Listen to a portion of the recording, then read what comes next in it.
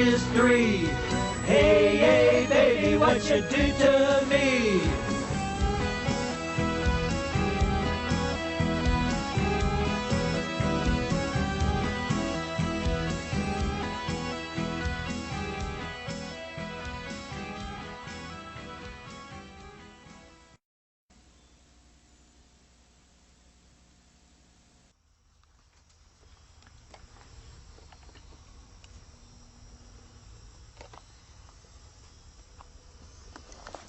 Good evening and welcome to Louisville Late Night.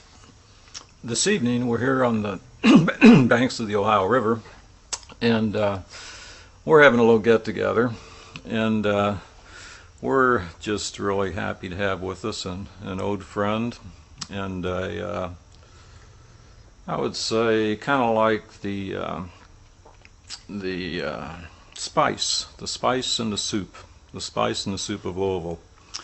An individual who's lived a unique life, and a life that's based on a philosophy of life that he is living and telling others about.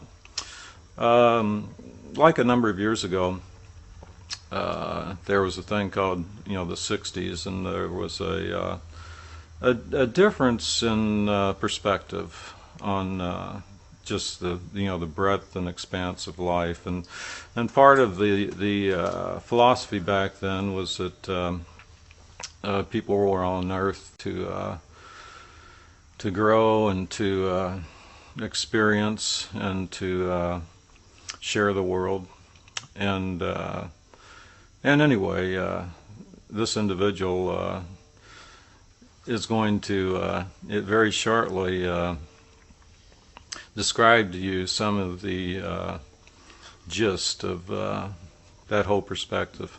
Anyway, I'm talking about our friend Michael Kessler. Michael, welcome to Louisville Late Night. Well, thank you. It's a pleasure being here. And Michael, maybe you could give us a brief account of your life, like where you grew up and. Well, I was born and raised in Louisville. Out in the south end near Iroquois Park, and graduated from the University of Louisville twice. Really? Got my bachelor's and master's there. In Well, my bachelor's is in German, with a minor in history, and then I majored in humanities with an area specification in German. Right after that, I taught high school for 12 years. And it was in that experience that... Where were you teaching? Oh, well, let's see. I started off at an old Catholic school called Bishop David. It's called Holy Cross now. And then I went back and got my master's and left there, and I taught at what was then Shawnee Junior High for a year. And then I went to Central High School and taught there for about 6 years. Oh, wow. And it was in that experience that this whole work developed.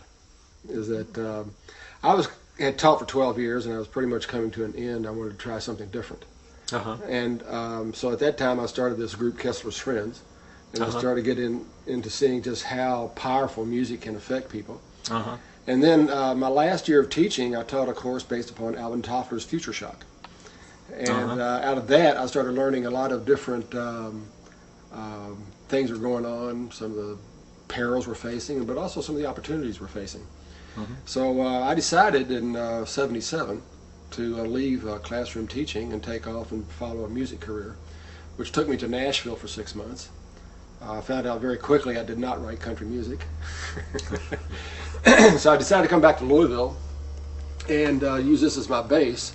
And so there's a lady who lived near Nashville, an excellent songwriter. Lana Chappell got me started into my music career, really. And she turned me onto the habit of having people autograph my guitar. And so that she used to date Christopherson, and she said that he had people who made it in music to autograph his guitar. And so I decided to have people who influenced me to autograph mine. And so I've got a number of people you don't know, family, and well, Misha, people like that, that is on there. But the first established personality I met was Harry Chapin. And so I've met him 5 times through the years and talked to him about different things. And one of them was Muhammad Ali. and that was a it was really a neat experience. I met him in Chicago, and so that guy told me, his traveling liaison told me to go knock on his hotel room door, 8 o'clock in the morning. And so he opens the door, a huge human being. I mean, he's large. And so he was still combing his hair. It was still wet from the shower. I mean, he was all dressed. But we went in. He autographed my guitar. And he asked me how I was doing for money.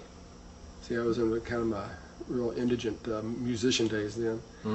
And so he said, well, he rolled out a big wad of $100 bills and said, here, you know, gave me one of them. And he said, well, I don't want to run short. Now, this thing must have been 2 inches in diameter. And so, like, he peeled off another one. We went to breakfast. And he started, I told him one of the people I wanted to meet was Chris Christopherson, because he was the